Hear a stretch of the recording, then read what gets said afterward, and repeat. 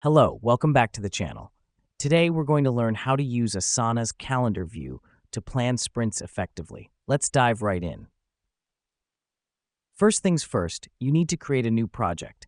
Click on the plus icon in the top bar, select Project, and name it after your sprint.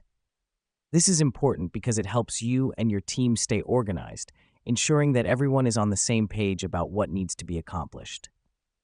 Now that we've done that, let's move on to the next step, setting up your tasks.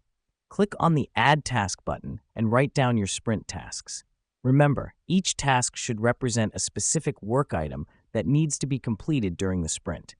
This helps us because it allows us to break down our work into manageable chunks, making it easier to track progress. Following that, assign each task to a team member and set due dates.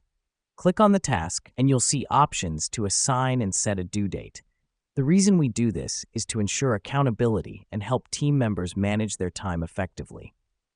Next up, we're going to switch to the calendar view. Click on the Calendar tab at the top of your project. This will give us a visual representation of when each task is due, allowing us to plan our sprint effectively.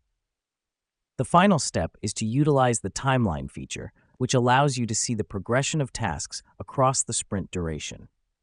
Click on the Timeline tab at the top of your project. Here's what's happening behind the scenes. Asana is organizing your tasks based on their due dates, helping you visualize your sprint timeline. This matters because it enables you to identify potential bottlenecks and adjust as necessary. And that's it, folks. With these simple steps, you can effectively use Asana's calendar view to plan your sprints.